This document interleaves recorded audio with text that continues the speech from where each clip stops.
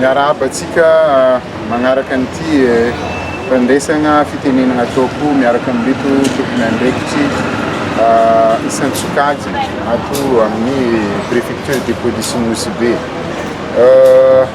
Natao ma ny fivoriagna teto amin'ny préfecture ny Nosy-Be ny an'tia mahakasiky zavatra maromaro. Fa ny fehiny dia magnoma sy mikarakara ny atomombagna amin'ny antsakany sy andavany ny fankalazagna ny festival Somaro izay 12e édition.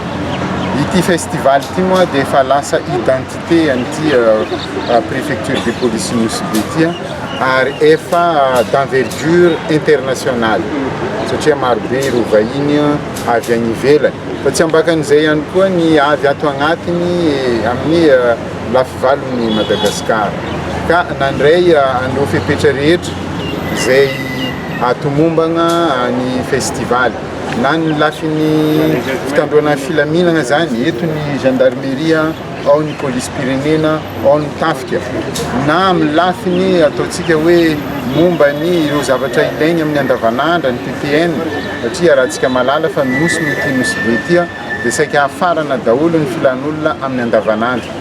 Efa milamina koa zany ary ambany fanaraha-masony ministère-ny commerce amindreo entagna izay mety ataontsika hoe ilaigny amin'ny andavanandro rehetra.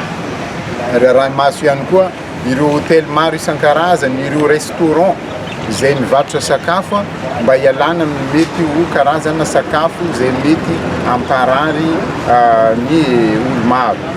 Eo ihany koa ny momba ny solika izay ilaigna amin'ny andavanandro, indrindra ny fiarakodia, ny moto sy ny sisa mba mandritra nyity vanim-potoagna ny Somaro ity zany tsy ho hisy pénurie na carburant zany. Efa nijerena miaraka amin'ireo amin'ny logistique pétrolière fa raha ny fahitana azy manana stock mahampy tsara atsika. Ka eto zany magnentana ny mpitondra fanjakana eto an-toerana sy ato agnatin'ny faritra ho atsika olo pirenena rehetra rehetra, na aveza izy na aveza izy na vahiny koa ara, mba hagnaja ireo lamigny rehetra izay apetraka mandritra ny vanim-potoagna ny Somaro. Na amin'ny lafin'ny fifamoivoizana zegny, na ao amin'ny toerana izay anaovagna ny festival, ny amin'ny carnaval sy ny sisa izay mety tsy ho voatanisako eto satria efa misy lamigny daholo napetraka. Sy indriagna manokana amin'izay ny fifamoivoizana an-dranomasy. Avy amin'ireo faritra magnodidina, amin'ireo nosy magnodidina, avy any Ankify makaty Nosy-Be sy avy a Nosy-Be makany Ankify ihany koa, dia mila ajaigna ny fepetra rehetra satria ny fitaterana an-dranomasina dia zavatra izay farany saripady ary mampidi-doza. Ka mba hialagna amin'izay mety ho loza zay mila manaraka ny fandaminana atsika.